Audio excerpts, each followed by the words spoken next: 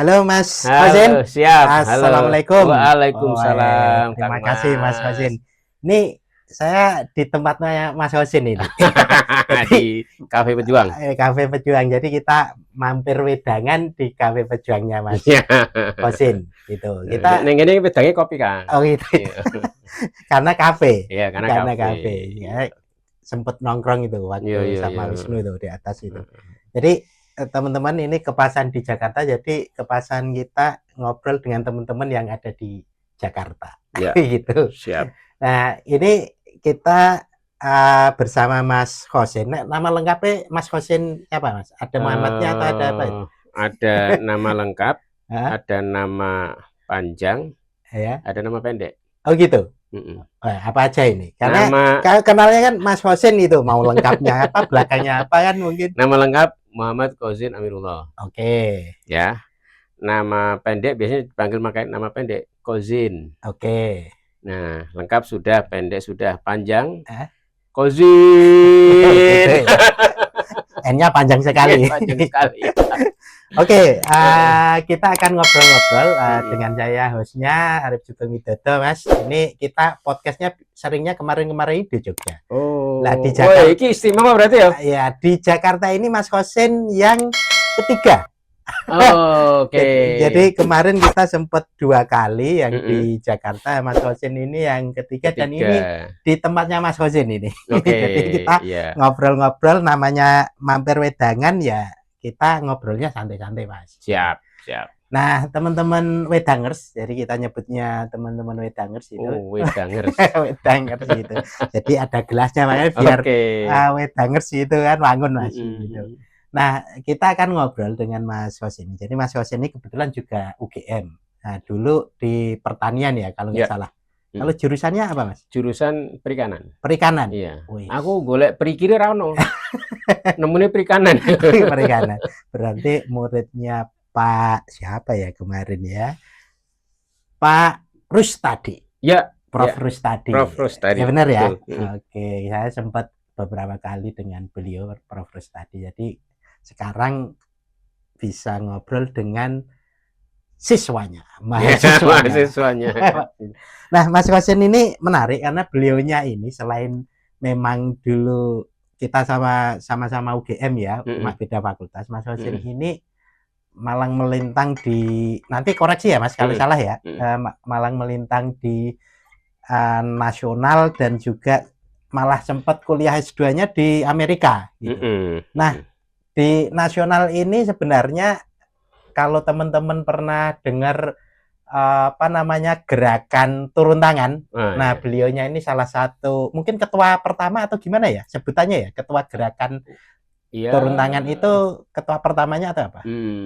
Co-founder ya. Co-founder ya. Mendirikan. Kemudian ya menjadi ketua kedua ya. Pertama dulu bukan saya, terus kedua. Berarti beliaunya itu sangat dekat dengan Abah Anies gitu. Kan kalau di luar kan sering sebutnya anak Abah itu kan pada rame-rame. Ya, emang turun tangan itu yang bikin juga Pak Anies. Anies ya. Founder utamanya. Nah, saya sebagai co-founder istilahnya ya. Tahun 2013 itu, Pak. Oke, siap. Berarti kita kurang lebih ya mungkin nanti 1 jam lah, bisa kurang bisa lebih dikit ya. Gitu ya. Kita ngobrol-ngobrol terkait mungkin ya keindonesiaan itu, apalagi gerakan turun tangan yang diinisiasi oleh teman-teman Bang Hosin ini bersama Mas Anies dan lain-lain ini juga ternyata sampai sekarang masih survive ya, masih eksis. Dan katanya saya baca-baca relawannya menyebar di seluruh Indonesia. Nah, itu nanti kita bisa ngobrol-ngobrol. Jadi juga soal terkait relevansi dengan situasi kekinian kan mungkin menarik nih, karena dulu juga ada, saya nggak tahu ini jadi satu dengan gerakan turun tangan itu kan juga merespon situasi politik juga kan. Jadi soal mungkin bagaimana mendorong istilahnya anak-anak muda atau teman-teman pemuda itu juga terlibat aktif di politik, tapi kira-kira yang berintegritas seperti apa gitu ya. Istilah kami orang baik masuk politik. Oke. Nah, itu menarik tuh. Karena orang merasa terjun ke politik itu jahat-jahat, wah gitu. Jahat, kotor, macam-macam. Tapi kalau nanti nggak ada orang yang baik masuk ke sana, ya berarti yang ngisi orang jahat semua ya. Bandit-bandit gitu kan, kira-kira logika sederhananya kan gitu. Oke, Mas, ini prolog jadi biar memberikan gambaran. Mas Khosin kebetulan memang sudah malang melintang udah lama lah. Nanti bisa cerita sebentar deh, kenapa dulu dari Pekalongan, kan aslinya Pekalongan ya kalau nggak salah. Cerita sedikit nih Mas soal masa kecil di Pekalongan kan pondok, lalu kok bisa sampai di UGM milihnya perikanan lagi gitu kan, lalu malah terjunnya di dunia yang cenderung deket-deket ke dunia politik, gerakan gitu. Itu gimana itu? Monggo Mas Khosin. Ya, aku itu lahir di Pekalongan, ya tentu tradisi Nahdien kental gitu ya. Bapakku punya pesantren, tapi kebetulan meninggal saat aku 6 tahun. Sehingga singkat cerita pesantrennya kan biasa zaman dulu kalau tokohnya meninggal ya pesantrennya nggak ada yang nerusin karena anaknya masih kecil kan. Aku masih umur 6 tahun. Sehingga wajah bapakku seperti apa aja kan saya agak blur nih. Samar-samar lah. Karena zaman itu ya foto belum. Nah, kemudian ya udah pesantrennya mandek, tapi pengajian-pengajian kan tetap ada di kampung gitu ya. Nah, terus ya saya ditumbuh dan besarkan oleh para mantan-mantan santri beliau gitu ya, termasuk misalnya di sekolah kan dimasukkan ke pesantren gitu ya, sehingga ya singkat cerita lanjut di SMA negeri tetapi tinggalnya di pesantren. Selalu saya polanya begitu, sekolahnya di negeri, tinggalnya di pesantren. Itu syaratku, karena dulu saya pengennya pokoknya ya aku santri pengennya nyantri aja, nyantri yang salaf, yang kuno, yang klasik gitu ya. Nah, tapi keluarga pengen enggak, kamu harus dapat pendidikan modern. Selalu perdebatannya begitu. Dulu kalau orang pesantren perdebatannya ini mau jalur pendidikan yang pesantren tradisional yang tidak menerima kurikulum nasional atau menerima pendidikan modern, kan begitu, yang sistem sekolahan. Nah, selalu perdebatan seperti itu. Keluarga juga begitu. Ada yang nggak mau pendidikan umum karena merasa zaman itu zaman Soeharto ya, merasa wah ini pendidikannya orang kafir nih, orang nggak bukan kafir, tapi maksudnya tidak ada value Islamnya kan begitu ya. Maka saya waktu kecil juga meyakini ya udah pendidikan pokoknya harus pesantren tradisional, nggak perlu sekolah umum. Tapi sebagian dari mantan santrinya orang tuaku dan kebetulan masih saudara berpikiran enggak, kamu harus dapat pendidikan umum. Akhirnya saya kompromikan. Oke, saya mau sekolah umum. Ya kebetulan dilalah kok ya rankingnya apik lah gitu. Sehingga kan orang semangat untuk nyekolahin kan gitu ya. Itu sejak SD apa SMP? Sekolah umumnya? Sekolah umum sejak SD. Oh, sejak SD. Sampai SMA, sampai kuliah. Iya. Jadi akhirnya ya udah saya kompromikan aja. Saya mau sekolah negeri, sekolah umum, tapi saya maunya tinggal di pesantren. Ya udah akhirnya sekolah di Pekalongan, kemudian pindah ke Jombang gitu ya. Oh, sempat ke Jombang? Ya di pondok apa? Tebuireng. Oh, Tebuireng. Wah, terkenal juga itu. Ya kalau di Tebuireng saya lebih ke nyantri sih. Oh, enggak lama berarti? Setahun lebih dikit. Oh ya udah, sebelum lumayan kuliah ya. Nyantri kan ada istilah santri dan cantri. Oh, berarti lulus SMA? Lulus SMA ya. Ke Tebuirengnya. Tebuireng. Jadi kalau santri itu ya tinggal di pondok, santri. Kalau cantri itu bantu kiai. Jadi saya bersih-bersih rumah. Almarhum Pak Ut ya, pimpinan pondok besar waktu itu namanya Kiai Haji Yusuf Asim, itu pamannya Gus Dur. Yang berarti putra dari Hadratus Syekh Hasyim Asy'ari yang terakhir yang masih hidup. Kan kalau kayak Ragil ya itu. Iya, itu. Jadi itu yang paling bontot dan masih hidup dan min pondok. Nah, saya tinggal jadi pembantunya beliau. Tiap hari kerjaku ya korah-korah kamar mandi, nyapu, bersihin telek ayam, telek ya pokoknya bersihin rumah. Ini namanya cantri. Nah, Nyari berkah. Ya, nyari berkah, istilahnya nyari berkah. Nah, saya memang diantar oleh paman saya itu ke situ. Kebetulan paman saya sebelumnya juga begitu ya. Oh gitu. Jadi melanjutkan kecantriannya kan gitu. Nyari berkah. Singkat cerita malah dari situ disuruh kuliah ke Jogja. Oh, yang nyuruh siapa itu? Nah, kebetulan saya akrab dengan putra almarhum Pak Ut ini, namanya Gus Rizal. Gus Rizal ini kakak dari Gus Irfan. Gus Irfan yang Menteri Haji sekarang. Nah, sekarang beliau Menteri Haji. Nah, ini kakaknya. Jadi saya tinggal serumah dengan beliau. Jadi kan saya jadi pembantu ayahnya. Kemudian masing-masing anak itu kan ada juga rumah yang ditinggalin. Nah, pada waktu saya juga bekerja untuk bersih-bersih juga di rumah yang anak pertama ini. Oh gitu. Jadi waktu itu yang bersangkutan belum menikah, sehingga ya rumahnya kosong sepi. Nah, saya biasanya disuruh bersih-bersih di situ. Nah, sampai di situ jadi akrab. Saya dikasih uang tuh, kamu daftar aja kuliah. Daftar nih UMPTN. Dulu UMPTN tuh. Iya, saya ingat dikasih uang 35.000 rupiah. 35.000 perak buat ke Jogja daftar. Karena harga UMPTN 35.000 waktu itu. Iya. Itu yang tahun berapa, Mas? Sebelum 96. Oh, 96. 1996. Oke. Iya. Berarti sebelum 98 ya? Iya. Nah, pas 98 itu puncak-puncak aktivisme saya kan. Karena kan berarti 2 tahun kuliah, lagi mateng-matengnya istilahnya kan. Mendapat ruang yang cocok. Iya. Nah, saya daftar ke UGM, ya tentu daftarnya beberapa jurusan begitu ya. Tapi saya nggak ikut bimbingan tes, nggak apa, yang namanya juga pas-pasan ya. Asal daftar aja, keterimanya di itu jurusan teknologi pengolahan hasil perikanan. Nah, tak pikir itu fakultas teknik. Oh gitu. Kan teknologi pengolahan, wah teknik ini. Ternyata kan waktu itu ditulisnya jurusan. Oh bukan. Ketika milih kan jurusan apa kan gitu. Saya pilih jurusan teknologi pengolahan hasil perikanan. Wah, ini teknik nih.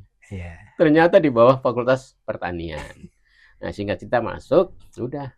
Saya di situ selain kuliah juga menurut saya kesempatan untuk eksplor banyak hal. Iya. Itu mulai yang aktif di berbagai organisasi di situ ya. Tapi oh iya, tadi saya lupa, beliaunya juga mantan ketua PB HMI ya. Nah, berarti mulai aktivitas gerakan kemahasiswaan ya sejak di jurusan perikanan itu. Iya, Jadi kan ya masuk perikanan, kemudian ya saya punya background pesantren gitu kan. Terus tentu kalau pesantren biasanya maksudnya PMII. Saya juga main ke PMII. Kemudian juga aktif di lembaga dakwah kampus. Apa? JS Jamaah Salahuddin, ya kan? Aktif di BEM, gitu-gitulah, aktif kemana-mana. Pokoknya haus aktivitas lah, semua saya ikutin kan. Nah, seakan-akan itu sampai kehabisan jam lah buat aktivitas kan gitu ya. Nah, ya udah saya banding-bandingin. Kalau masuk PMII, ya saya udah NU, udah ini PMII ya biasa wae gitu. Terus mau masuk waktu itu kan kami baru berdiri juga. Terus ikut itu kan pengajian apa tarbiyah gitu. Terus saya lihat liko. Ini kok ustaznya kayaknya, mohon maaf kadang rada sombong juga, kayaknya lebih pinteran aku ya gitu. Cara ngucapin makhrajnya nggak pas ini, lebih fase kita yang pondok, kayaknya enggak deh gitu kan. Nah, akhirnya ya udah kan saya SMA juga sudah, waktu SMA itu saya udah demo, sudah ngelawan rezim Soeharto di Pekalongan. Oh iya. Tapi tentang apa itu? Maksudnya tentang SDSB. Pokoknya zaman itu memang saya dari keluarga itu sudah anti pemerintah dalam tanda kutip ya. Tidak mau menjadi PNS. Saya juga nggak ada cita-cita jadi pegawai negeri. Karena keluargaku, orang tuaku, ayahku tuh meyakini nek kowe dadi PNS, kuwi gajine kuwi duit campuran kading-endi. Campuran dari mana-mana itu. Dari prostitusi, dari pajak ini campur untuk gaji kamu. Jadi kurang bersih katanya. Maka jangan jadi PNS gitu. Jadi agak beda, Pak. Kalau di tempat lain, keluarga orang kan hebat, cita-cita pengen jadi PNS kan ketoke kan keren ya. Iya. Di keluarga aku. Iya. Tapi PNS waktu itu mungkin kelihatan keren, cuma gajinya yang kayaknya sebelum bulan-bulan belum gede juga ya. Ya tetap kalau guru waktu itu ya walaupun nggak gede tapi kan kayak dihormati ya. Iya. Ya. Jadi status sosialnya dapat. Dapat. Cuma mungkin soal gaji macam-macam kayaknya Ya. sebelum 98 ini kurang ya. Kurang ya. Nah, pokoknya ya nggak ada lah rumus dalam kamusku itu cita-cita jadi pegawai itu nggak ada. Oke. Pokoknya ya udah hidup mandiri, kalau misalnya nggak bisa bertahan ya pengusaha apa gitu itulah. Tapi saya memang dari kecil itu lihat berita, ngamatin politik. Saya punya radio itu ya, dengerin BBC. Oke, AM dulu. AM ya, SW ya. Enggak, karena saya dengerin. Kalau saya orang ngerti zaman dulu ada sinyal radio, kalau sekarang taunya FM. Iya. Terus AM. Ada SW, Pak. SW itu untuk BBC dan pagi hari. Iya, dan langsung dari London. Iya, itu suaranya tweet kalau suaranya naik turun gitu loh. Itu pembukaannya ada suara apa itu Big Bang atau apanya itu dulu. Teng gitu ya. Dan saya harus pasang antena yang panjang itu. Saya pasang kawat panjang berapa meter, saya taruh di atas itu. Itu radio nasional. Iya, benar. Ya, radio nasional ada SW-nya. Iya, ada SW-nya itu. Saya pagi itu seneng dengerin siaran itu. This is BBC London dan seterusnya. Ada siaran bahasa Indonesianya, kemudian ada kursus bahasa Inggrisnya gitu kan. Jadi saya bisa bahasa Inggris juga nggak pernah kursus sebenarnya. Nggak pernah ikut LIA atau apa, nggak pernah. Alami aja gitu. Istilahnya otodidak tapi nyari-nyari yang pas. Ya waktu itu juga belum bisa bahasa Inggris, tapi sudah punya ketertarikan dan wawasan internasional gitu dengan radio itu. Kan TV nggak nggak punya, radio itulah gitu. Udah itu waktu saya kecil ya, gitu. Jadi ya aware dengan situasi tapi dengan segala keterbatasan ekonomi kan gitu ya. Berarti ini ya istilahnya ketertarikan terkait aktivisme itu sudah sejak di Pekalongan waktu SMA di Mudimu itu, lalu ya nyantrik dulu lah di Jombang sampai akhirnya bisa masuk di UGM dan ekosistem terkait gerakan sepertinya mendapatkan ruang yang cukup luas ya di situ ya. Nah itulah saya akhirnya milih, saya ikutnya HMI. HMI namanya MPO. Yang MPO karena ada dua ya, ada MPO dua, sama kan, Dipo ya. Nah itu kan waktu itu kan rezim Soeharto itu menerapkan azas tunggal. Ya, azas tunggal Pancasila, Undang-Undang Nomor 5 tahun 85, di mana seluruh organisasi di Indonesia wajib mengubah azas menjadi azas Pancasila. Nah, semua organisasi akhirnya tunduk. Sisa dua waktu itu, HMI dan PII. HMI itu level mahasiswa, PII itu level pelajar kan, pelajar Islam Indonesia. Dua-duanya nggak mau tunduk nih. Lalu singkat cerita, HMI akhirnya dipecah dalam tanda kutip jadi dua. Yang di dalam kongres itu artinya mereka pecah.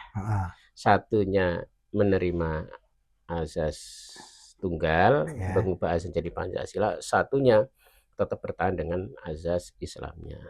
Nah, saya ikut yang Islam ini. Sebenarnya paradigmanya itu begini. Ini alat untuk perlawanan. Karena kami meyakini sebenarnya bukan soal setuju dan tidak setuju Pancasila. Justru kami sangat Pancasilais. Karena di dalam Pancasila perbedaan dihargai. Tetapi dengan asas tunggal, perbedaan tidak dihargai lagi dengan menggunakan simbol Pancasila. Jadi rezim Soeharto waktu itu menggunakan Pancasila sebagai simbol alat untuk mengangkangi nilai-nilai Pancasila itu sendiri. Jadi gunakan simbol Pancasila, tetapi sebenarnya tidak Pancasilais.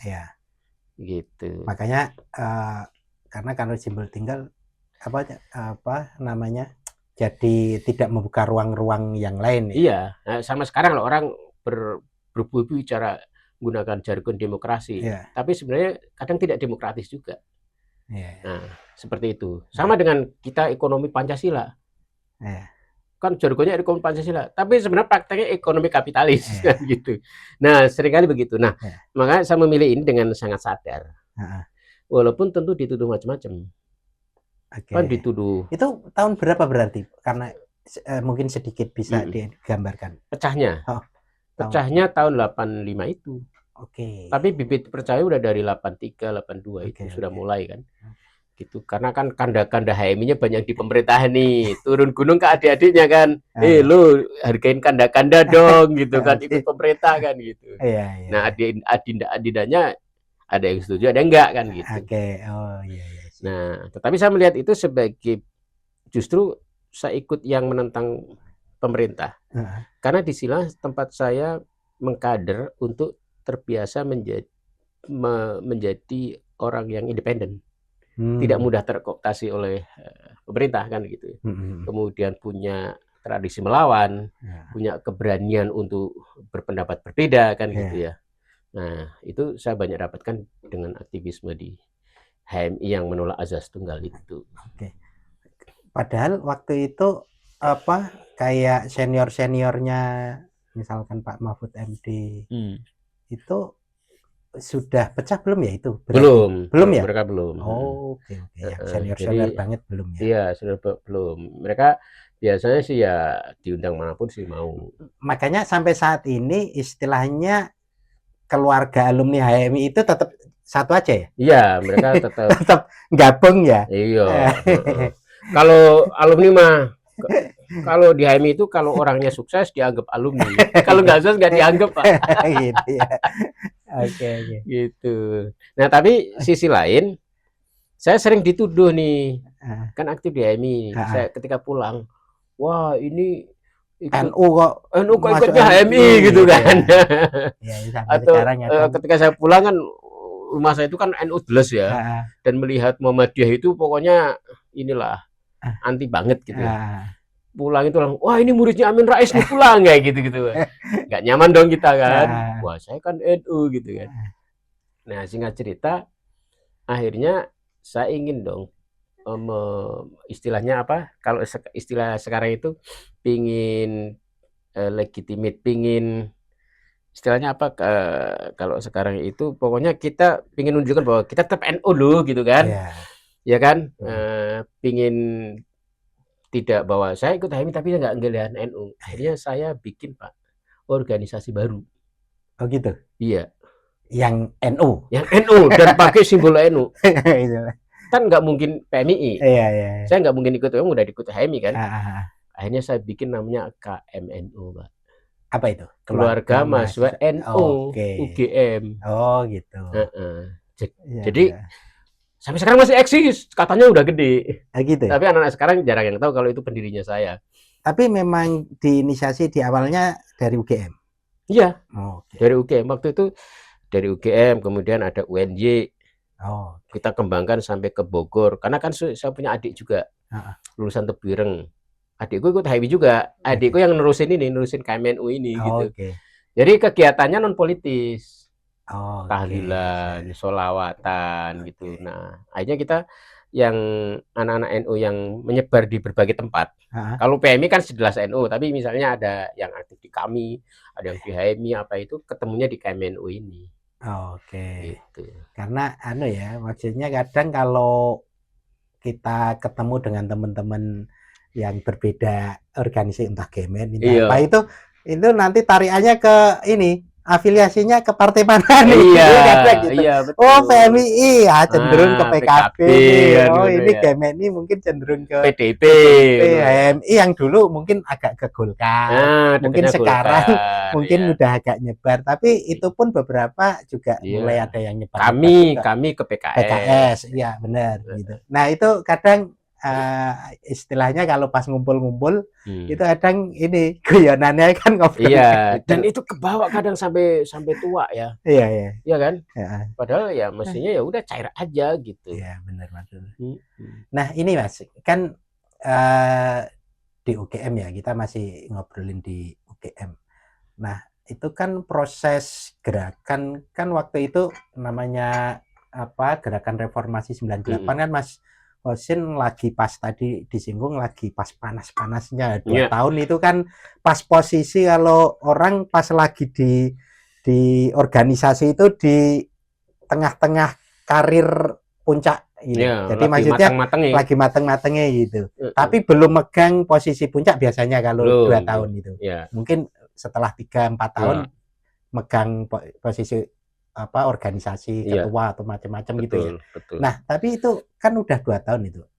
Dulu itu istilahnya gerakan mahasiswa kan ada macam-macam PMI, HMI macam-macam itu. Itu memang punya spirit yang sama juga itu Mas terkait reformasi 98 itu waktu itu. Atau mungkin juga ada yang sekarang ini kan mungkin ada beberapa yang agak dipecah-pecah gitu mungkin. Gimana kalau dulu? Ada juga Pak. Oh iya ada. Ya itu tadi misalnya nih HMI aja ada 2. Oke. Ya kan? Kalau HMI yang tadi ngedorong reformasi kan yang tadi MPO itu. Tapi yang HMI Dipo kan jadi ininya. Oh mereka 98 nggak begitu ini? Enggak. Oh gitu ya? Iya karena banyak justru yang menjadi dalam tanda kutip agen-agen pemerintah kan, gitu. Nah, walaupun ketika gelombangnya udah besar sih tentu bergabungnya, tapi di awal-awal ini demarkasinya jelas. Lo misalnya sama-sama ini, lo pro rezim atau anti rezim. Kalau pro rezim HMI Dipo, kalau anti rezim HMI MPO kan gitu. Nah, jadi ini juga akhirnya berebut untuk posisi-posisi di kampus. Nah, sebelum 98 posisi-posisi strategis di kampus mulai dari pilpres presiden, kalau sekarang presiden istilah waktu itu ketua BEM ya, sampai ke bawah sampai ke jabat itu selalu biasanya HMI MPO yang pegang, yang isi ya. Iya. Posisi. Sehingga wajar kalau saat itu UGM dalam reformasi juga dikenal sangat kencang, karena memang diisi oleh kader-kader yang memang sangat anti rezim. Sebelum 98 UGM itu kan bikin polling. Sebelum menjelang 98 yang kemudian dipublikasi oleh Kompas. Pollingnya tentang apa? Polling oleh BEM UGM. Jadi atas nama BEM UGM. Yang mengatakan setuju atau tidak Soeharto sebagai presiden itu 97. Soeharto melanjutkan sebagai presiden atau tidak. Dan polling itu hampir 90% mengatakan tidak. Itu pukulan berat sekali. Pukulan kuat sekali buat rezim Soeharto waktu itu. Respondennya masyarakat apa mahasiswa? Oh mahasiswa. Nah, tapi kan penyelenggara polling ini supaya legitimate atas nama BEM. BEM UGM. Iya benar. Sehingga mahasiswa ketika disurvei itu juga BEM resmi. Kompas ketika publikasikan Kompas koran waktu itu mempublikasikan juga enak BEM kan gitu. Tapi sebenarnya otaknya kan anak-anak MPO ini kan gitu. Nah itu gunanya waktu itu berpolitik di intrakamus begitu Pak zaman itu ya. Begitu. Nah ya itulah aktivisme saat itu. Nah saya sangat intens ya termasuk demo-demo sampai fisik, artinya dipukuli aparat itu bukan hal fisik lah itu. Iya Pak, saya benar-benar dipukuli, benar-benar demo lari-larian kayak sekarang misalnya ya. Saya dulu baju 3 itu bisa tembus karena digebukin kan gitu ya. Hadapan langsung dengan bayonet. Dulu kan digabung tentara sama polisi itu barengan. Ngebyok mahasiswa itu barengan gitu ya. Nah, yang gini, yang HMI itu kan simbolnya Islam. Tapi justru di lapangan deketnya dengan anak-anak PRD. Gitu. Anak-anak kiri. Itu. Jadi karena anak-anak PRD itu secara jumlah ya, kalau saya lihat nggak terlalu banyak, tapi kayaknya militan banget itu. Dan secara ideologi perlawanan sama. Rootnya beda. Yang satunya rootnya pakai value Islam, yang satu rootnya pakai value mungkin kalau kata ya kiri itu mungkin Marxisme apa gitulah ya. Tapi ketemu di lapangannya semangatnya sama. Semangat belain rakyat, anti penguasa gitu-gitulah. Jadi akrab Pak. Itu keakraban itu berlanjut sampai sekarang gitu ya. Karena ternyata begini, sama-sama Islam, yang HMI itu dia menyerap pikiran-pikiran Islam kiri. Jadi dia baca Mullah Sadra, baca Hasan Hanafi dari Iran, baca teologi pembebasan gitu-gitu. Jadi dia menerjemahkan teologi konsep tauhid, teologi Islam itu dalam konteks untuk ngebelain istilahnya itu mustad'afin, orang-orang yang tertindas gitu. Itu kalau di Katolik kan ada teologi pembebasan gitu. Nah, itu ngetren zaman itu. Nah, yang teman-teman di kiri ini ya waktu Smith ya. Belum PRD kan Smith. Kemudian jadi PRD, teman-teman yang lain kemudian ada bikin organisasi dari sekian di Mas banyak kan. Itu ketemu. Jadi kalau di lapangan ketemu ini. Kalau aksi demo itu ketemu ya. Saling backup. Saya masih apa istilahnya denangi itu, apa denangi bahasa Indonesia. Masih menemui waktu saya kuliah di awal-awal itu teman-teman PRD itu kan kalau di filsafat banyak tuh. Iya, memang aksi macam-macam ininya di filsafat pusatnya. Wah, itu masih nemu itu mereka buat kayak macam-macam gitu. Nah, kalau aksi-aksi ya kadang mereka kalau 2001 kan waktu itu udah mulai kami yang menguasai BEM. Iya. Nah, itu musuhan itu. Iya. Jadi pasca reformasi justru supremasinya anak di intrakampus habis digantikan oleh kami waktu itu gitu. Nah, antara anak HMI MPO dengan teman-teman PRI dan kawan-kawan itu ada perbedaan dalam hal soal pengelolaan intrakampus. Oh gitu. Iya. Di sisi apa itu? Di sisi kalau anak-anak HMI ini meyakini lembaga intrakampus harus dipegang. Jadilah namanya BEM Senat itu. Oke. Nah, sebelumnya kan namanya DEMA. Nah, teman-teman dia meyakini ini lembaga kooptasi pemerintah. Nggak usah dipegang, lebih baik bikin lagi di luar gitu. Jadi DEMA-nya dipertahankan, tapi di luar gitu. Jadi dalam hal pengelolaan kelembagaan resmi di kampus ada perbedaan pendapat. Tetapi dalam hal isu nasional, dalam hal isu-isu kerakyatan mereka ketemu. Oke. Mungkin di UGM yang sebelum 98 lah. Setelah 98 ini sekarang. Jadi kan mau posisi puncak sebagai ketua PBHMI itu kan setelah 98 mungkin jauh ya. Tahun berapa itu Mas? Saya berarti 2009. 2009. Iya. Jauh ya? Tahun setelah itu, Pak. Berarti setelah S2 selesai. Oke. Karena kan di HMI itu kan sampai S3 kan dianggapnya kan. Oh gitu. Jadi walaupun sudah nggak mahasiswa masih bisa atau gimana? Iya, jadi gitu ya. Apalagi kalau maksudnya kan mahasiswa itu kan bisa S1, S2, S3. Paskanya itu di dalam konstitusinya itu masih ada sisa 12 tahun. Oh gitu. Karena tadi untuk menjadi pengurus sampai level nasional itu kan nggak mungkin S1 terus kan. Jadi dia ada spare diatur di dalam ADART-nya itu. Memang ada ruangnya. 12 tahun setelah lulus S1 itu masih bisa. Oke.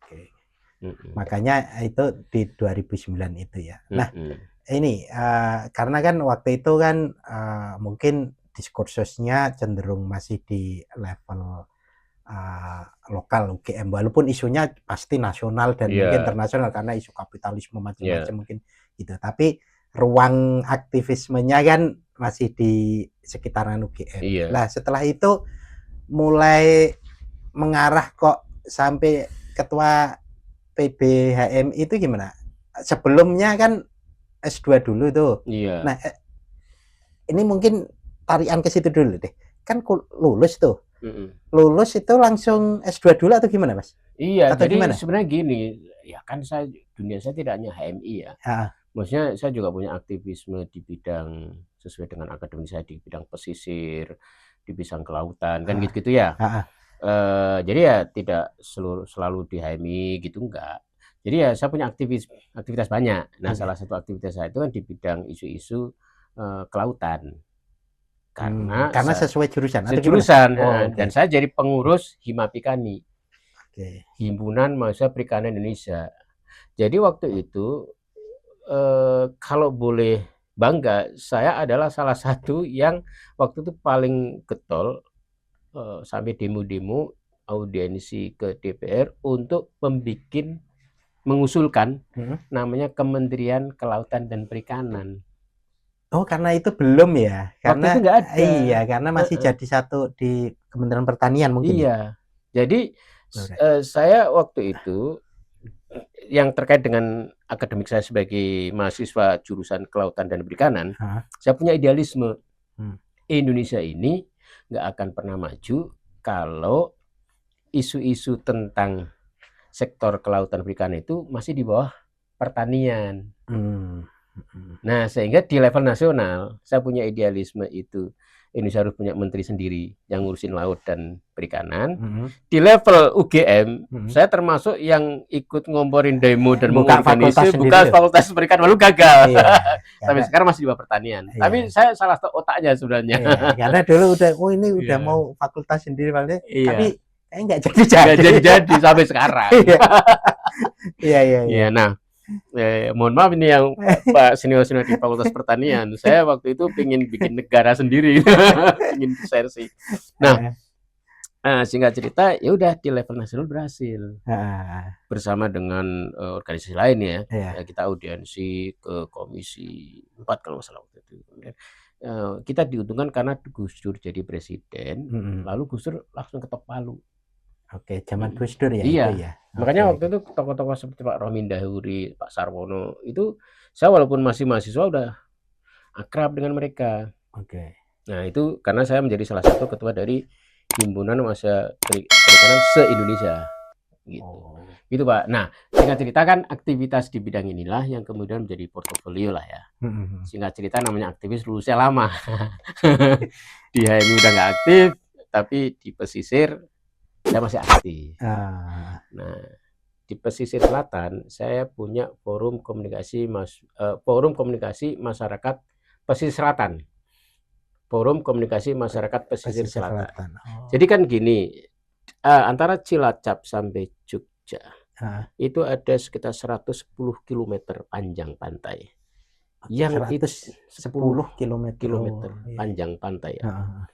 Yang itu karena menghadapi laut luas, ombaknya ganas, dan ada mitos Nyi Roro Kidul. Iya, benar. Perikanan dan kelautannya, nelayannya nggak pernah maju. Padahal kalau kita lihat nelayan-nelayan itu di wilayah Kebumen Cilacap lumayan banyak. Iya, di Cilacap maju, Pak. Kebumen, tapi Jogja khususnya, mulai Gunung Kidul, Bantul, Kulon Progo, itu nggak maju-maju, Pak. Kecil ya. Nelayannya kayaknya juga dari Cilacap ke Kebumen itu yang Gunung Kidul, yang Sadeng itu. Iya. Yang lokal, yang lokal jarang mau. Nggak berani, Pak. Kenapa? Karena takut Nyi Roro Kidul. Di samping memang kulturnya agraris ya. Iya, benar. Jadi di Gunung Kidul walaupun pinggir pantai bertani, Pak. Nggak ke laut. Nah, saya punya idealisme. Saya harus bagaimana menggerakkan supaya masyarakat berani ke laut. Saya punya banyak program tuh, bikin forum itu, bikinlah macam-macam seminar nasional apa, termasuk melobi Sultan. Dengan organisasi itu jadi punya bergening kan. Kita lobilah Sultan untuk bikin statement di media, di kedaulatan rakyat. Inti statementnya gini, pokoknya Sultan itu Nyi Roro Kidul itu secara bahaya loh. Nyi Roro Kidul kalau ada orang Jogja mau ke laut nggak akan diganggu lah gitu kan. Statement itu Pak ngaruh banget. Jadi Kanjeng Sultan itu bikin statement mengatakan bahwa Nyi Roro Kidul akan berpihak kepada nelayan, tidak akan ganggu dan sebagainya. Akhirnya proses kita di lapangan untuk mengkonversi para petani, terutama di Gunung Kidul, di Bantul itu untuk berani ke laut. Waktu itu kan orang-orang Bugis Madura kita interaksikan dengan mereka. Aja pada berani ke laut. Itu, Pak. Nah, sebelumnya nggak berani, Pak. Ada yang berani ke laut, kan kapalnya kecil-kecil karena ombak gede ya. Begitu ada suara pot gitu ya, itu balik lagi, Pak, takut. Padahal kan kapal tanker ya, suara tot gitu kan. Dikirain Nyi Roro Kidul marah gitu loh. Nah, singkat cerita itulah salah satu aktivitasku dengan rakyat di pantai pesisir selatan Nah, ya. ini jadi portofolio. Singkat cerita, oke, kalau gitu saya perlu sekolah. Akhirnya saya lulus memang satu lama, Pak. 7 tahun. Karena lulus tahun Saya lulus tahun 2004, 5? 2004. Oh, 2004. Iya, 7 tahun. Saya udah dapat surat Wajar itu kalau cinta. tahun segitu wajar masih. Ini saya kira ya. Sekarang enggak. Sekarang kok Iya. sulit. Istilah Udah DO kalau sekarang. Iya, udah DO ya. Istilah waktu itu dapat surat cinta jadi rektor. Iya gitu. kan. Saya dapat surat cinta dari waduh, lulus iki kan. Iya.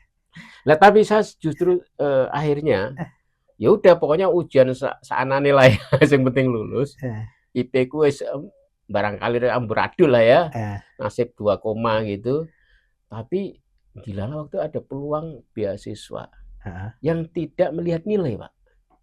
Oh gitu, ada ya? Iya. Dari Amerika. Iya. Jadi ada sistem beasiswa baru namanya International Fellowship Program dari Ford Foundation. Oh, oke. IEF. IEF.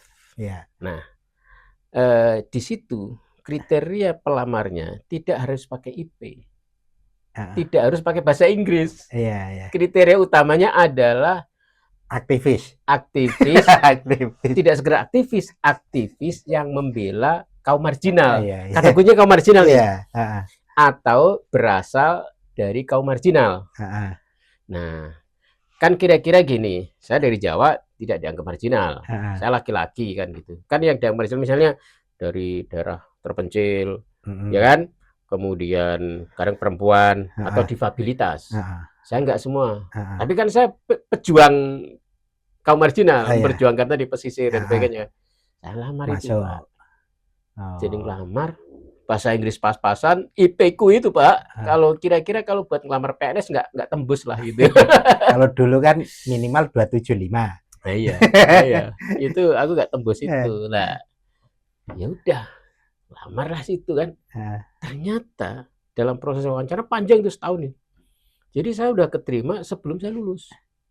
Artinya sebelum punya ijazah. Udah diterima dulu. Udah diterima dulu. Oke. Kan saya udah ujian skripsi nih. Saya tinggal minta surat keterangan aja nih ke dekan bahwa sudah selesai. Ijazah belum dapat. Itu yang saya pakai untuk ngelamar. Singkat cerita memang ketat wawancaranya terutama dalam hal tadi. Mereka melihat kita itu benar-benar dari kaum marginal atau benar-benar pejuang kaum marginal kan gitu. Nah, saya dianggap yang kriteria kedua ini, Pak. Dengan portofolio tadi, advokasi pesisir dan sebagainya itulah. Itu tahun berapa jadi langsung S2-nya? S2-nya berarti ya saya tahun lulus 2004, tahun itu saya udah ngelamar. Berarti tahun 25 itu saya udah diterima. Oh, 25. Berangkat ke Amerikanya? Berangkatnya setahun kemudian. 2006. 2006. Karena namaku Muhammad. Oh gitu. Bahkan waktu itu baru 9/11. Lagi rame-ramenya. Rame-rame yang pengeboman itu kan. Iya, benar-benar. Nama itu sangat resisten lah untuk nama-nama tertentu. Jadi sistem di kedutaan besar Amerika itu begitu nama Muhammad otomatis ke-ban. Jadi ngurus visa sulit sekali. Kedua, dilalah saya itu ini Pak, kan karena ini kriterianya aktivis, lalu bahasa Inggrisnya kan dapat pembimbingan nih. Jadi 6 bulan waktu namanya pre-academic training di UI. Dikursusin lah, kursus bahasa Inggris, kursus SPSS, pokoknya pembekalan untuk supaya nanti TOEFL-nya itu cukup. Lah, dilalah 2004 tsunami. Oh iya. Akhir ya. Akhir tsunami. Kan akhir, iya benar. Itu fase saya seharusnya menyelesaikan kursus. Tapi itu di bulan-bulan awal. Saya nggak tega lihat tsunami korban gitu kan. Nah, waktu itu saya udah jadi pengurus PPHMI tapi bukan ketua ya. Nah, saya berangkat aja tuh ke Aceh, Pak. Tak tinggalin ini. Padahal udah ditanya. Januari Februari itu ya. Januari kan kejadian kan Desember. 26 Desember ya. Jadi saya Januari Februari itu saya tinggalin kursus bahasa Inggris di UI, saya berangkat ke Aceh, saya undang para mahasiswa Indonesia, saya jadi koordinator nasional untuk mahasiswa penanganan Aceh gitu ya, stay di sana. Akhirnya kan nggak memenuhi syarat menyelesaikan ini. TOEFL-nya jeblok, ini jeblok semua kan. Akhirnya saya nggak bisa diterima di mana-mana karena TOEFL-nya nggak memenuhi syarat, Pak. Lamar ke Kanada nggak terima, ke kampus di Amerika karena nggak memenuhi syarat TOEFL-nya. Ya udah, bahkan Filipina aja nggak diterima saya gitu. Di Universitas Diliman itu. Saking ya saya nggak lulus karena ya saya pergi Aceh, nggak menyelesaikan pre-academic training. Tapi saya punya keyakinan, ya kan saya ke Aceh juga kemanusiaan ya. Terus lah masa depan Gusti Allah yang ngatur gitu kan. Saya nggak berangkat Pak, setahun itu Pak. Padahal di rumah udah bikin selamatan ini. Karena udah diterima dulu kan. Udah terima beasiswa. Ya, kan? Kampus belum kan. Jadi saya udah pegang nih Ford Foundation. Pokoknya kalau kamu keterima dimanapun kamu dibiayain kan gitu ya. Tapi ngelamar kampus kan harus pakai TOEFL. Saya nggak terima di mana-mana gitu kan. TOEFL nggak memenuhi syarat. Akhirnya udah selamatan motong kambing ini mau berangkat ke Amerika di kampung udah mau udah rame lah ya. Orang desa mau ke sekolah ke Amerika rame. Setahun terkatung-katung Mbak, malu saya itu. Katanya mau berangkat, kok belum berangkat? Aduh. Akhirnya daripada malu, saya ya udahlah daripada nggak sekolah, beasiswa udah di tangan, saya lamar ke IPB. S2-nya itu? Iya. Dengan beasiswa itu boleh. Kalau nggak bisa keluar negeri, dalam negeri tetap dibiayain. Akhirnya saya ngelamar di jurusan ekonomi perikanan di Institut Pertanian Bogor. Kuliah tuh 1 semester. Ya daripada nggak sekolah kan, beasiswa di tangan. Dan dilalah. Itu bulan Maret berarti 2026. Tahu-tahu ada yang email saya, memperkenalkan diri, Kozin saya profesor di Ohio University, namanya Jean Amarel gitu ya. Saya mengajar antropologi gini. Saya lihat kamu belum punya sekolah ya. Saya udah baca rencana penelitianmu kan nih. Rencana penelitian kan strategi budaya mengkonversi petani menjadi nelayan di Gunung Kidul itu. Loh itu berarti dia bacanya dari IEF-nya atau dari mana itu? Iya. Oh gitu. Jadi kan ketika kita pre-akademik kan disusun kan ketika kita ngelamar beasiswa dan sebagainya juga udah mulai nyusun itu ya, rencana objektif, rencana penelitian apa gitu kan. Nah itu kan disimpan oleh mereka kan. Nah rupanya si IEF ini mungkin lihat terkatung-katung nawarin sana sini kan, gitu. Kan? Kasihan ini gitu kan. Jadi bukan saya yang melamar Pak, saya dilamar akhirnya. Si Profesor Jean Amarel ini, dia ahli antropologi, bisa bahasa Bugis. Dia fokus gitu. Untuk ini Bugis navigasi. Jadi studi antropologi tentang masyarakat Bugis. Nah, dia butuh mahasiswa dari Indonesia di Ohio sana. Nah, waduh, saya di email begitu kan, yes gitu aja udah, nggak usah babi pula, ya kan? Pokoknya nanti segala proses dia nguruskan ini. Akhirnya Pak, saya nggak pernah ngelamar di Ohio. Saya ngelamarnya di tempat lain kan. Ditolak terus. Di Ohio saya nggak pernah melamar. Tapi atas KTPLC dari profesor ini, jadi semua syarat di waive. Istilah ada TOEFL waiver. Jadi syarat TOEFL belum memenuhi syarat dan sebagainya itu di atas jaminan dari dia, itu diabaikan.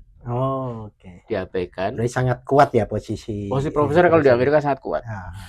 Saya langsung keterima dengan walaupun nggak memenuhi kualifikasi administrasi, tapi langsung diterima. Dengan konsekuensi di sana saya harus belajar lagi, belajar bahasa Inggris lagi. Ya nggak apa-apa, yang penting berangkat dulu kan. Gitu. Benar. Jadi Pak, semester pertama saya kuliah, saya nggak paham yang diomongin dosen itu apa Pak. Oh belum, nggak pengkondisian 1 semester untuk bahasa Inggris dulu itu enggak? Barengan. Oh barengan. Jadi kita gitu. langsung masuk kuliah. Pada saat yang sama ngambil kelas tambahan bahasa elektif gitu. Jadi benar-benar semester awal itu, waduh nilai saya tuh jeblok lah ya. Yang dia omongin dosen aja nggak paham gitu kan. Ya omong opo gitu. Nah, saya punya strategi. Ini kalau saya gini terus, kursus kan nggak jaminan juga kan? caranya ben pinter cepet bahasa Inggris gitu kan. Aku caranya golek pacar bule. Bukan pacar sih ya sebenarnya. TTM lah, istilah waktu itu TTM ya, teman tapi mesra gitu ya.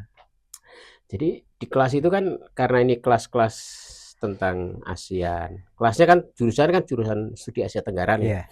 Jadi banyak kelasnya tentang Indonesia, tentang Thailand. Jadi banyak mahasiswa Amerika yang ngambil kelas itu tuh yang pengen belajar Indonesia, mereka juga ngambil kelas bahasa Indonesia. Ya udah kan, saya deketin yang cewek bule yang ngambil kelas bahasa Indonesia. Barter. Orang Amerika? Orang Amerika. Yang barter. Jadi benar-benar kami punya hubungan yang sangat erat sampai sekarang. Sangat erat, sehingga akhirnya kan saya dipaksa ngomong. Karena kalau di kelas formalitas, tapi kan tiap hari jalan sama dia, kafe sama dia juga lagi mau belajar bahasa Indonesia kan, ngambil kelas bahasa Indonesia. Jadi di Ohio itu ada kelas bahasa Indonesia. Oh gitu. Nah udah, kita jualan kemana bareng, lama-lama bisa bahasa Inggris.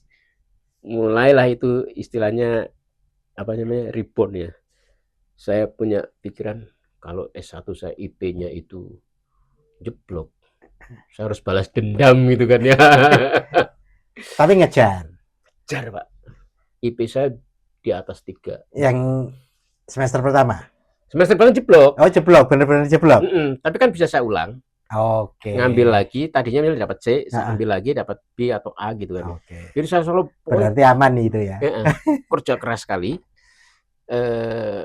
sehingga bahkan bukan hanya IP, termasuk tesis ya. Kalau tesis saya itu juara 1.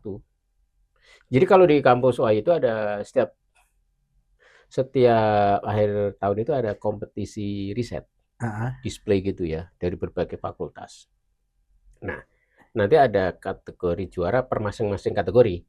Misalnya teknik, kedokteran, itu ada juaranya masing-masing. Nah, saya itu Pak, bukan orang Amerika, tapi tesis saya itu juara pertama untuk kategori sosiologi antropologi. Ya, saya dapat award, dapat duit juga waktu itu, karena dianggap riset paling bagus. Itulah saya merasa, oke, ini saya saatnya balas dendam atas S1 saya yang IP-nya jelek, saya balas sekarang kan gitu. Padahal proses S2 2 tahun ya? 2 tahun. Berarti itu cepet ya proses setelah itu? Cepet. Ngejar macam-macam. Kalau ininya, penelitiannya? Penelitiannya saya pulang ke Indonesia. Penelitian saya itu tentang pengeboman ikan. Oh gitu. Di mana? Di Sulawesi Selatan, di pulau-pulau gitu. Itu yang membuat impress para dosen di sana. Kenapa? Karena ini penelitian yang sangat berisiko. Maksudnya belum banyak yang berani. Karena sentuhannya dengan masyarakat, praktek-praktek yang ada di masyarakat. Praktek ilegal. Lah ya, tapi itu dilakukan oleh masyarakat. Iya. Kan kalau sekedar penelitian masyarakat aja, ini kan saya harus ngerti jejaring, kan polisi itu, polisi, tentara di laut itu nggak jagain sebenarnya, ikut ngerampok juga. Sorry ya, ini ya saya benar-benar. Jadi kalau saya ke Sulawesi Selatan, kalau ketemu pulau yang ada pos polisinya, disitulah markas para pengebom ikan. Oh itu. Iya Pak. Karena ya para pengebom itu berlindung di situ, polisinya dapat setoran. Nah, risetnya akhirnya malah terjadi dan agak riskan juga ya. Riskan. Jadi saya harus tanda tangan consent namanya. Jadi sebelum saya pulang ke Indonesia untuk riset, itu saya disidang 10 profesor. Untuk meyakinkan mereka bahwa riset ini aman. Kan risetnya akan berkaitan dengan pengungkapan data-data pribadi yang mungkin pelaku dan sebagainya kan. Jadi saya harus sidang dewan etik lah istilahnya. Kemudian setelah itu tanda tangan jaminan gitu bahwa kamu tidak akan melukai mereka dan sebagainya lah gitu. Tidak membahayakan si para pelaku illegal fishing ini. Ada ya gitu ya. Jadi saya ikut melaut, Pak. Kalau melaut semua KTP saya tinggal, Saya benar-benar ikut melaut, ngebom gitu ya, ikut ngebom, ikut kejar polisi, Polairut itu. Sebenarnya kalau ngejar itu butuh solar aja. Nanti, tapi kan itu kita lebih baik menghindar dulu. Kejar-kejaran kadang gitu. Ini riset yang partisipatif. Makanya ikut terlibat. Ada namanya itu, pokoknya. Oh iya. Aku lupa. Jadi ikut terlibat. Kitanya nek asiknya antropologi kan di situ. Ilmu antropologi itu kita benar-benar nyelamin ya. Iya. Begitu. Jadi benar-benar kita menjadi bagian dari. Iya. Gitu. Nah, itu berarti ya, proses-proses belajar yang di Amerika itu cenderung malah lebih lancar lah dalam tanda kutip daripada satunya gitu ya. Iya. Itu yang membuat pada akhirnya malah untuk S2-nya itu cenderung ya boleh dikatakan sukses ya dalam konteks akademis ya. Iya, ada kepuasan kepuasan. Karena tadi nilai dianggap bagus, risetnya dapat award ya. Saya dapat sekitarnya mungkin $300. Oh, ada nilai uangnya itu ada ya? Ada nilai uangnya. Hadiahnya uang dan sertifikat. Oke, berarti itu selesai 2000 berapa? 2008. 2008. 2 tahun kan, 2006, 2008. Iya.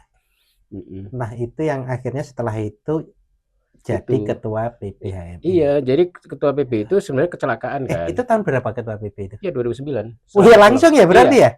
Jadi setelah saya pulang kan kerja.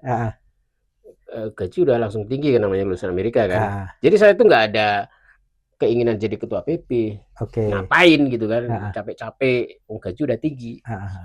Gaji saya waktu itu udah 11 juta, 15 juta. Di maksudnya zaman itu. Di kantor model pekerjaan apa? Konsultan atau di perusahaan atau di apa gitu? Waktu awal saya sempat di staf khusus di DPR RI. Lalu kemudian secara idealisme waktu kasusnya Jos Adi Condro yang apa? Cicak buaya. Waktu itu yang di cicak buaya yang dia nampol itu. Nah, itu saya merasa idealisme saya sebaiknya jangan ikut penguasa gitulah ya. Saya keluar. Nah, singkat cerita, akhirnya saya bekerja di NGO internasional namanya Partnership for Governance Reform. Di bawah UNDP, ya udah saya di situ gitu. Nah, singkatnya dalam perjalanan itulah anak-anak HMI minta saya jadi ketua. Jadi agak beda nih, Mak. Kalau biasanya orang mau jadi ketua HMI itu kan buang duit, nyalonin gitu ya. Saya itu sebenarnya nggak mau gitu loh. Jadi pembukaan kongresnya saya nggak datang sebenarnya. Tapi di mana itu dulu? Di Jogja. Di Jogja. Dipaksa-paksa terus ya. Diteleponin sama anak-anak itulah, anak-anak HMI itu pada. Ya mungkin HMI-nya karena wah ini bisa bahasa Inggris, punya jaringan internasional, kan gitu ya mungkin ya cocok nih gitu kan, kira-kira gitulah. Tapi sebenarnya saya sendiri kan ya ngapain kan gitu, saya udah punya gaji tinggi kan gitu. Nah, ya udah akhirnya singkat cerita ya tentu di dalam itu ada proses pemilihan dan sebagainya. Ya tetapi saya jalanin dengan enteng aja gitu ya. Nah, udah kepilihlah jadi ketua HMI itu. HMI yang MPU ini ya gitu ya. Itu selama berapa lama kalau setahun, 2 tahun? 2. 2 tahun. 2. Jadi biasanya kalau orang nyalon ketua-ketua organisasi gitu kan nyebar duit. Saya sebaliknya. Ini ada kepuasan tersendiri juga dalam konteks istilahnya kan tidak menghabiskan sumber daya pribadi yang sifatnya dalam tanda kutip mungkin juga memberi kesan negatif gitu ya. Iya, dan itu yang kemudian akhirnya saya punya keyakinan terhadap gerakan-gerakan seperti turun tangan dan sebagainya itu. Karena saya meyakini bisa kok di Indonesia ini berpolitik tanpa uang itu sebenarnya bisa. Dan saya pernah menjalaninya. Ada prakteknya lah ya. Ada prakteknya. Bahwa praktek itu belum menjalar, belum besar. Ya tugas kita untuk memberikan semacam praktek baiknya. Lesson learn-nya kan nanti ditiru orang gitu. Nah itu sebenarnya gagasan dari turun tangan itu di situ. Orang baik masuk politik. Iya, ini menarik ini kan. Walaupun mungkin waktu kita nggak terlalu panjang ya, mungkin 15 menitan lagi atau lebih dikit gitu. Tapi ini menarik. Ini udah 1 jam ada ini. Iyalah. Tapi ini menarik ini karena istilahnya alur tadi kan menunjukkan memberikan perspektif ini loh, seorang Mas Khozin ini itu sudah terbentuk dari istilahnya proses-proses sejak awal itu, sejak boleh dengan sejak dini itulah, proses di Pekalongan sampai di Jombang, Jogja, sampai menunjukkan kayaknya di gerakan ini memang sudah jiwanya sepertinya ke sana deh gitu. Nah, ini menarik karena setelah itu kan ada gerakan turun tangan itu ya. Nah, gerakan turun tangan ini diinisiasi juga oleh teman-teman yang lain termasuk Mas Khozin ini. Saya malah menariknya ada di titik penekanannya di ini. Orang terlibat di dunia politik atau apa itu kan memberi kesan yang sifatnya negatif. Orang itu wah politik negatif itu seperti disinggung tadi di awal. Tapi kan masalahnya kalau orang tidak terlibat di politik, masalahnya kebijakan-kebijakan itu bagaimana dunia politik mau yang di eksekutif maupun legislatif itu orang-orang politik itu pada akhirnya. Nah, kalau orang-orang yang dalam tanda kutip istilahnya orang-orang baiknya nggak terjun ke sana, itu ya susah itu. Walaupun kritik dari teman-teman aktivis itu juga, lah nanti kalau masuk ke sana istilahnya melu reget gitu, istilahnya bahasanya.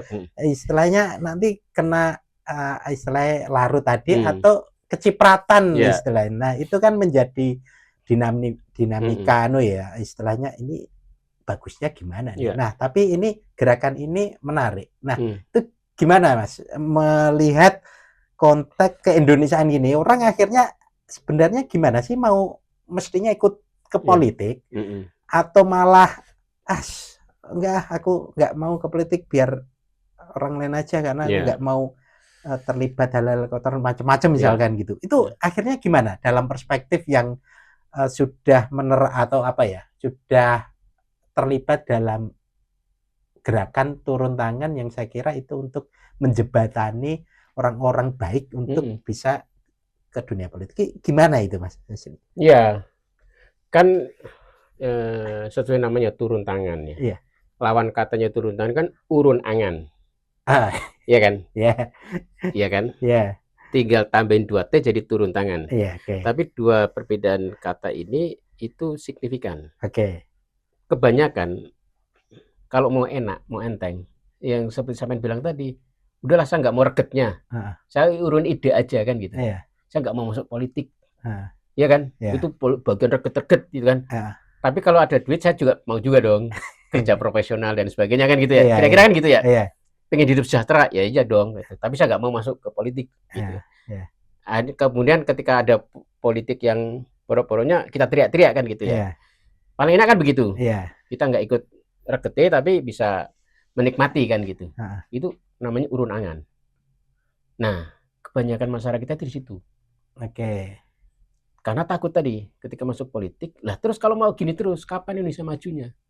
Karena kemudian yang masuk politik yang memang sudah niatnya reget-reget tadi, niatnya jorok-jorok tadi, atau orang yang punya track record jorok kan gitu ya. Nah, padahal di dalam politik ini kan dampaknya luar biasa. Mereka pegang tanda tangan. Iya kan? Benar, ya. Pengaruhnya lah kalau ini kita biarkan diisi orang-orang yang ibaratnya jelek-jelek terus, Indonesia nggak akan pernah maju, ya kan? Terus orang-orang baik tadi mau urun angan aja di luar, nggak pernah ikut mengaruhi kan gitu. Maka turun tangan itu idenya adalah kita harus dorong orang-orang baik ini untuk berani, berani. Nah, reget-reget bisa kita, emangnya kalau kita ke sawah itu kemudian kita nggak bisa ngindarin reget, iya kan? Emangnya kalau kita ngelola kotoran sapi itu kemudian kita jadi langsung kotor kayak kotoran sapi, kan enggak. Bahkan kotoran sapi itu kita bisa olah menjadi sesuatu yang bermanfaat. Kalau tahu caranya, ya kan, jadi pupuk dan sebagainya kan gitu. Caranya apa? Ya kita terjun langsung, iya kan? Kalau kita hanya nonton, hanya ini kan nggak akan bisa ngubah. Makanya kita, nah tapi kalau ngubahnya sendirian juga susah tadi, akhirnya kecebur itu. Kita harus rame-rame. Rame-ramenya gimana? Ya udah kita kader anak muda, lalu rombongan rame-rame. Maka kalau cara kami berpolitik, kami tidak tergantung pada partai. Oke. Malah nggak ke partai? Iya. Saya nggak pernah di partai. Mas Anies nggak pernah di partai. Bukan berarti kita anti partai. Tapi bahwa dalam sebuah proses, ada proses politik yang mensyaratkan harus masuk partai. Misal, mau jadi anggota DPRD, DPR RI, kan wajib di partai. Kalau itu harus tempuh, ya tempuh.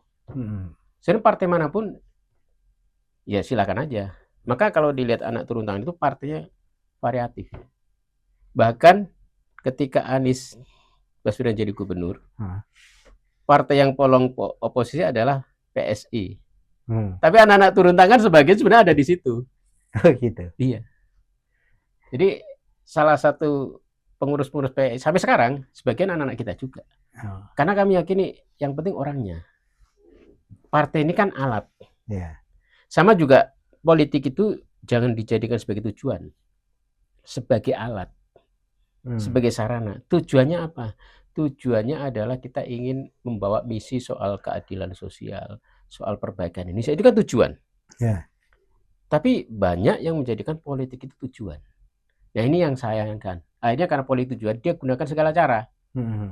Kan gitu. Nah makanya gunakan politik itu sebagai alat, sarana antara. Gitu. Maka enteng ngejalaninya. Kan gitu. Nah maka kita harus bikin piloting. Ada, maksudnya kader-kader gitu ada yang memang piloting duduk dalam posisi politik lewat partai, ada juga yang punya posisi politik strategis tidak lewat partai. Pak Anies ketika jadi gubernur DKI, tentu yang nyalonin partai, tapi dia tidak harus menjadi salah satu anggota partai kan gitu. Ketika nyapres kemarin kan sama, ya tapi tidak harus seperti itu juga, bisa juga harus lewat partai, bisa juga. Tetapi yang menjadi titik fokusnya itu adalah bagaimana kita bisa sampai pada titik dikasih otoritas. Politik kan otoritas. Untuk memperebutkan otoritas. Sampai kita punya otoritas yang besar. Yang dengan otoritas besar itu bisa punya pengaruh banyak. Lalu karena kita backgroundnya itu baik dan punya misi, maka ketika punya otoritas besar, which is namanya juga otoritas politik, maka kita bisa membuat impact dari kebaikan itu makin meluas. Kan gitu Pak? Daripada posisi otoritas besar itu diisi orang yang tidak baik atau orang jahat, maka dampak impact dari kejahatan itu juga besar sekali. Nah Indonesia ini kan tergantung dari ini. Iya kan? Sumber daya alam yang besar ini yang ngatur siapa? Politisi. Iya kan? Yang bisa menentukan ini mau diekspor kemana, ini mau diambil berapa, kemudian recovery kan politisi yang bikin aturan. Nah kalau ini diduduki oleh para penggarong, ya akhirnya digarong semua habis. Tapi kalau yang duduk di sini tuh orang-orang yang punya visi ke depan, ya ini harus diatur proses pengolahannya, kemudian sebagainya, ya akan sustain. Kan kira-kira begitu ya. Nah itu menariknya di situ karena saya masih percaya ya karena partai politik itu menjadi salah satu jalur. Cuma problemnya saat ini loh ya. Partai politik itu kan kayak perusahaan. TBK. Partai TBK. Jadi dia kayak perusahaan keluarga siapa gitu. Lalu orang mau aktivis macam-macam gabung, kalau udah masuk akhirnya kayak terhambat gitu loh di ruang-ruangnya. Nah ini yang menarik kalau seperti kemarin ada usulan ini partai politik itu mungkin ketuanya harus dibatasi, ya kan ada juga tuh. Lalu gimana lah prinsipnya partai politik itu karena orang-orangnya nantinya yang dia kan yang wakil istilahnya orang partai politik yang nanti di legislatif baik DPRD sampai yang DPR ya, lalu eksekutifnya juga dari sana. Kalau prasyarat-prasyarat istilahnya calon-calon yang mau diusulkan itu nggak di screening dulu di partai politik kan ya tadi di bahasanya ada garong-garongnya Mas, repot itu. Nah, itu gimana Mas? Karena bagaimanapun gerakan turun tangan ini walaupun tidak secara formal masuk ke partai politik, mungkin anggota-anggotanya ada yang menyebar gitu ya. Tapi kan secara formal kalau partai politik ini dalam tanda kutip tidak dikondisikan dalam arti sebagai apa ya, tempat yang screening orang-orang bagus itu kan juga masalah itu. Iya, betul. Gitu. Jadi gimana itu Mas? Makanya kan sebenarnya salah satu tugas partai politik itu ya dia menjadi supplier kan. Supplier untuk kepemimpinan nasional. Orang-orang yang akan duduk politik. Tapi jangan salah, bukan hanya sekedar supply, tapi juga mengkader. Nah, itu ya. Kan begitu. Jadi dia harus nyiapin orang-orang yang mau ibaratnya mau dilambungkan, mendorong itu. Nah, tapi yang kedua ini seringkali missing di partai-partai. Di partai-partai itu akhirnya tidak melakukan proses rekrutmen yang bagus, apalagi perkaderan. Asal terima aja siapa yang bisa bawa duit banyak, ya kan? Masuk, nyalek atau dapat posisi kan gitu. Akhirnya akan masuk dalam lingkaran setan ini. Kenapa? Karena partai politik pembiayaannya bergantung kepada orang-orang ini.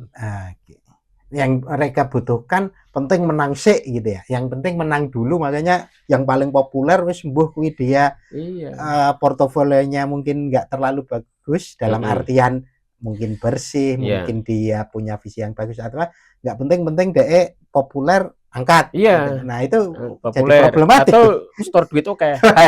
Iya kan? Karena partai politik nggak punya biaya. Kan partai politik nggak dibudgetin oleh negara. Ya dulu ada usulan dibudgetin, tapi kalau dibudgetin nggak ada prasyarat bahwa partai politik mestinya bla bla bla bla bla, ya sama aja kan. Nah, makanya harusnya partai politik itu dibudgetin oleh negara, dibiayain. Kalau sudah biayain, maka dia bisa diaudit. Dan harus ada prasyarat tadi Mas, mestinya loh ya. Menurut saya partai politik nggak boleh ketua kok seumur hidup misalkan. Itu tetap harus ada aturan-aturan. Jadi nanti akan ada aturan. Tapi kan kalau negara nggak biayain, nggak bisa ngatur. Ya kan gitu. Jadi idealnya swasta ya. Jadi swasta kan. Misalnya orang paling politik, lu ngatur-ngatur, ini kan barang-barang pribadi sendiri kan gitu ya. Akhirnya partai politik kan nyari dananya kan dari tadi. Orang-orang itu kan. Nah, orang-orang itu kan berkompetisi untuk bisa punya pengaruh ke partai dengan cara ngasih duit paling banyak kan. Padahal apa? Dia maling. Padahal duitnya juga dari negara juga lewat proyek-proyek. Jadi sebenarnya negara akan kehilangan lebih banyak dengan sistem seperti sekarang ini, di mana seakan-akan partai nggak dibiayain langsung, tapi dibiayain oleh aparatus partainya. Tapi sebenarnya sih para aktivis partainya garong uang negara. Loss-nya lebih banyak Pak, dibanding kalau negara langsung biayain. Kalau negara langsung biayain itu kelihatan budget sekian, konstitusinya budget sekian, lalu dia bisa audit kan, kan gitu, bisa ngatur gitu loh. Nah, ini yang jadi problem di negara kita itu adalah ya partai politik biayanya sangat besar. Nah, turun tangan sebenarnya dalam konteks ini adalah membantu partai-partai ya memberikan supply kader-kader yang bagus, kemudian punya track record, punya portofolio. Maka kalau walaupun kader-kader turun tangan itu nanti berpolitik, tapi program kegiatan turun tangan itu jarang politik. Programnya sosial. Programnya banyak kan sosial, kebencanaan, kesehatan. Kenapa? Karena ketika mereka jadi relawan, istilah kita relawan di turun tangan, kami itu udah ada di 110 kota lebih. Dengan 100.000 relawan lebih itu. Aktif itu ya? Aktif. Itu kegiatannya biasanya itu bencana, kemudian ke lingkungan gitu. Ini ada program-program kita ini adalah untuk membantu membuat relawan kita punya portofolio. Jadi misalnya nih relawan turun tangan aktif, dia punya idealisme, dia bikin portofolio. Misalnya lingkungan, misalnya apa, mangrove misalnya. Nah, dia kita dorong terus untuk bikin aktivitas sebanyak mungkin tentang mangrove sampai bisa membuat istilah kita inkubasi sampai bikin lembaga baru. on behalf dia. Lalu masyarakat mengenal dia sebagai aktivis mangrove misalnya. Nah, atau yang dia aktifnya di misalnya socialpreneur misalnya. Dia akan membuat sebuah kita dorong beraktivitas di UMKM, bisnis sampai bisa membina sekian UMKM. Lalu itu jadi portofolio dia di masyarakat. Sehingga orang melihat dia itu tidak sebagai turun tangan, tetapi sebagai sosok yang punya portofolio di bidang tertentu yang itu masyarakat mengakui. Sehingga anytime dari direkrut partai manapun, itu dia sudah dalam posisi sudah dikenal. Jadi turun tangan itu sebenarnya ikut membantu ya, kalau dalam tadi soal politik itu membantu memberikan suplai kader terbaik. Karena tadi anak-anak turun tangan yang sudah punya portofolio bagus di masyarakat, ketika nanti dilamar untuk masuk politik, katakanlah nyalek atau jadi kepala daerah, dia sudah dikenali masyarakat sebagai orang yang sudah berkontribusi dulu, punya track record baik, sehingga nggak perlu lagi nyebar duit, nggak perlu biaya tinggi untuk berpolitik. Kan gitu kira-kira. Nah, ketika di dalam berpolitik tidak perlu biaya tinggi dan dia punya track record bagus, maka ketika terpilih dan duduk dalam posisi-posisi tertentu, dia nggak punya beban. Dalam tadi misalnya beban hutang, biaya politik dan sebagainya, dia bisa bisa fokus untuk memikirkan kebijakan yang bagus untuk masyarakat itu apa, bukan untuk dia tapi untuk masyarakat. Itu kira-kira begitu. Fokusnya pada akhirnya lebih ke program visi misi pas waktu dalam kampanyenya dia itu benar-benar bisa diwujudkan ya. Tapi visi misi kampanye itu kan kalau nggak terikat dalam lingkaran yang jelek istilahnya, kan juga ngarahnya kan cenderung akan ke positif dan praktek-prakteknya juga akan terkontrol kan Mas, kayak gitu. Nah ini saya kira salah satu bentuk model spirit gerakan turun tangan itu menurut saya cukup secara konsep bagus, secara praktek juga bagus. Cuma mungkin kan ini gimana caranya dia benar-benar bisa masuk ke lingkaran politik praktisnya kan Mas. Maksudnya ben mempengaruhi orang-orang yang di politik itu lebih banyak yang baik daripada yang enggak kan gitu kira-kira. Iya, makanya kan ya berbagai lini ya. Artinya mempengaruhi politik itu tidak harus selalu melalui jalur politik. Kan gitu ya. Bisa jalur-jalur sektor itu kan banyak, ekonomi, sosial, bisnis, lingkungan kan gitu ya.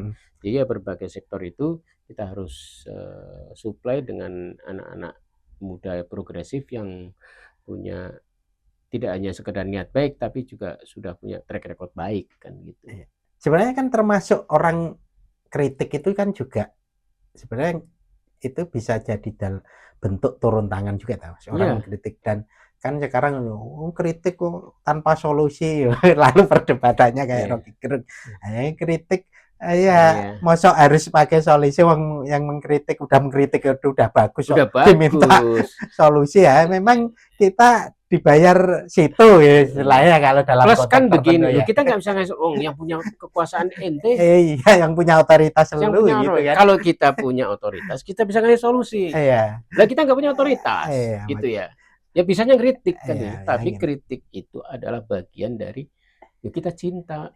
Ya itu salah satu solusi juga kan. Kritik itu kan orang istilahnya kritik terhadap kebijakan itu kan berarti ada yang salah tuh misalkan atau ada yang kurang atau apa. Kan berarti orang pada akhirnya harus mencari solusi tuh. Nah, solusi ya bisa dicari bareng-bareng. Mungkin di situ orang sudah berbaik hati yang kritik mestinya kan gini itu kan udah banyak tuh juga yang sekaligus solusi tapi kan nggak didengar sama nggak didengar sama dengan gini orang naik sepeda harus kejebur menuju ke arah jurang ya kan kalau kita cinta ya kita ingetin terus yang diingetin itu jangan lewat situ ini mau nyebur jurang gitu ya terus si penaik sepeda ini marah-marah ke kita kan nggak dengerin ya kok mlebu jurang dhewe kan gitu malas lama-lama orang ngingetin kan gitu ya kan gitu Pak. Tapi justru karena orang perhatian, dia ngingetin, jangan tempuh jalan itu kan gitu ya. Misalnya soal MBG misalnya, orang ngingetin MBG, ya karena melihat ini ngabisin uang negara, nggak jelas untungnya, korupsinya besar kan gitu. Dan udah banyak orang ngingetin juga aslinya. Iya, udah banyak ngingetin kan gitu. Bukan berarti orang itu nggak suka ya, tapi ngingetin gitu. Iya kan? Ini mau masuk jurang. Ya kalau kemudian pengingat ini dianggap sebagai sesuatu yang kamu salahkan dan kamu hindari, malah dianggap musuh ya. Ya bisa jadi masuk jurang beneran. Gitu. Iya. Kan gitu, Pak. Ya, ini saya kira Mas, proses-proses yang menarik ya, dalam arti karena waktu kita sudah terbatas ya. Sebenarnya kalau ngobrolnya nggak dibatasi waktu aja, terus ini Mas bisa 2-3 jam lebih ini. Yang batasnya apa? Baterai. Yang batasnya ini panas, Pak. Baterainya mungkin tinggal 5 menit lagi gitu. Tapi ini Mas, ini sebagai apa ya, sebagai obrolan penutup lah kira-kira. Jadi kan proses-proses apa yang dilakukan Mas Khosin ini dalam konteks tertentu di ruang-ruang gerakan ini kan membentuk sosok individu ini untuk peduli ya pada situasi eksternalnya, situasi masyarakat gitulah. Lalu membuat berbagai aktivitas tadi itu istilahnya pejuang masyarakat marginal lah, atau memiliki aktivitas-aktivitas yang ditujukan kepada masyarakat. Itu kan bukan sesuatu yang lahir mendadak ya. Dia dibentuk dalam ekosistem yang terus-menerus gitu. Nah, dalam konteks gerakan turun tangan, gerakan mungkin di organisasi semacam HMI atau mungkin GMNI, PMI dan lain-lain, itu kan membentuk sosok individu ini, Mas. Nah, kira-kira bagi generasi muda, apalagi turun tangan itu nyasarnya generasi muda, melihat kontribusi mereka untuk Indonesia itu sebaiknya seperti apa itu, Mas? Gitu. Biar ekosistemnya mereka itu jadi nggak kayak kemarin itu kayak putus asa. Yuk ke dulu, mana itu, ke luar negeri itu dulu, kabur aja dulu. Kabur aja dulu gitu. Kan semacam rasa putus asa ya, dalam arti ini mereka sebenarnya sudah mau berkontribusi mungkin, ruangnya nggak ada, ngeritik langsung di-cut, lalu apa yang bisa diharapkan kan akhirnya gitu. Mau beraktivitas maksimal di dalam negeri susah, keluar negeri malah juga kadang dijelek-jelekin, kan jadi serba malah disparate gitu loh. Gimana? Kan kabur aja dulu itu ekspresi dari desperate itu. Tapi kan sebenarnya itu bentuk dari perasaan teralienasi dan sendiri. Kan gitu. Nah, akhirnya lari. Ya memang kalau sendirian, cara paling enak dalam situasi yang sulit kalau sendirian, atau situasi terancam kalau sendiri, ya sembunyi, lari kan gitu. Tapi itu tidak menyelesaikan masalah kan gitu. Itu mungkin menyelamatkan dalam beberapa waktu.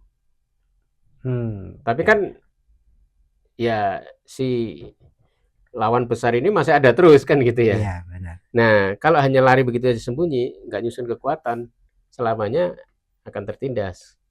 Maka yang diperlukan adalah pengorganisasian, mengorganisir. Orang-orang baik itu mengorganisir. Background boleh macam-macam, tapi kan tujuan sama, ingin memperbaiki kan gitu. Kan gitu. Tadi misalnya kritik baru 1-2 orang dilecehkan atau mungkin langsung di-cut lah, di-cut dan sebagainya. Ya harus mengorganisir supaya makin banyak yang ngomong. Makin banyak yang ngomong, ya kekuatan makin kuat, berkirim makin kuat kan gitu, harapannya bisa lebih didengarkan kan begitu. Kan kira-kira begitu. Jadi ya itulah perlunya namanya gerakan, perlunya pengorganisasian kan gitu, perlunya leadership. Di situ saya kira di situ wilayah-wilayah anak-anak muda begitu. Jadi ya jangan hanya urun angan, tapi ya turun tangan itu lakukan apa yang Anda bisa lakukan, kerjakan ya kan. Dan jangan tunda. Jangan tunda, lakukan Ya. sekarang sekecil apapun. Oke. Nah, itu waktu Ibrahim dibakar api. Kan semua meyakini Ibrahim akan hangus. Ya. Ya kan? Tapi ada hewan, apa sih, burung pipit atau apa itu, yang nyipratin percikan air, ya kan? Di tengah api yang besar itu, lalu diketawain sama cicak kan. Alah, kamu nyipratin air segitu, apa gunanya dengan api yang besar itu yang akan bakar Ibrahim kan itu. Kan gitu. Loh, tapi yang kecil ini, itu bukan soal besar kecilnya, tapi soal keyakinan dia kan gitu. Si hewan yang nyipratin air itu kan punya keyakinan, ya ini setidaknya saya tidak apatis. Setidaknya saya berpihak pada Ibrahim dengan menunjukkan kan begitu. Tidak hanya di hati aja, tapi menunjukkan. Walaupun mungkin kontribusinya nggak kelihatan. Kan begitu. Nah, saya kira sudah saatnya kita harus begitu. Nah, nanti jadi bentuk kontribusi yang kecil-kecil, ya kritik yang kecil tapi membesar, membanyak itu, ya nanti lama-lama akan membola salju. Kira-kira begitu. Oke. Wah, ini salah satu poin penutupnya adalah bagaimana kontribusi orang untuk ya mengorganisir diri. Gitu. Jadi ya walaupun mungkin mengorganisirnya nggak mesti juga bergabung di gerakan turun tangan juga ya. Enggak harus, Pak. Turun tangan hanya bagian kecil. Ya mungkin juga hanya gerakan yang di tengah. Iya, tapi ini menjadi salah satu contoh lah ya, bentuk kepedulian, bentuk gerakan terhadap keindonesiaan lah. Ya. Boleh katakan. Saya bilang turun tangan bukan, makanya kita tidak pernah mendefinisikan diri sebagai organisasi terstruktur. Kita melihat turun tangan sebagai spirit. Artinya siapapun yang melakukan aksi kepedulian, ya sebenarnya kan turun tangan. Kan gitu, Pak. Itu value sebenarnya kan gitu. Itu. Dan misalkan mereka terlibat dalam berbagai aktivitas, bisa membawa integritas sebagai bekal lah, spiritnya. Iya, integritas itu penting sekali. Gitu. Oke, mungkin itu Mas Hosin obrolan kita. Sebenarnya siap, Bro. Saya itu pengennya agak lama gitu, cuma waktunya kayaknya kok terbatas. Masalah baterai juga. Ya, nanti kita sambung ngopi di tempat lain aja. Ya kan? Mungkin penutup apa, Mas? Gitu. Ya, tadi sudah penutup. Oh, udah penutup. Ya, maksudnya apalah penutup terakhir sekali. Ya, makasih Mas Sugeng. Jadi saya kira ya kita nggak boleh tinggal diam, ya kita harus berbuat, bergerak, think big, start small, act now. Berpikir besar, mulai dari yang kecil dan jangan tunggu lama-lama, ya bertindak sekarang dari yang kecil-kecil itu. Itu kuncinya. Think big, start small, act now. Mari kita melakukan hal-hal yang mungkin dianggapnya kecil itu, tapi ternyata bermanfaat kalau itu juga dilakukan banyak orang juga gitu, menjadi sebuah gerakan yang besar gitu. Mungkin gitu ya, Mas Hosin. Makasih waktunya. Ini sami-sami. Kita kayaknya 1,5 jam lebih, nanti biar aja. Jadi bosen gitu. Tapi perjalanannya Mas Hosin ini saya kira cukup inspiratif lah. Nanti kita bisa lihat deh, kalau nggak diobrolin gini nanti nggak jadi satu itu ceritanya gitu. Jadi mending jadiin satu sekalian. A sampai Z rangkumannya gini. Iya gitu.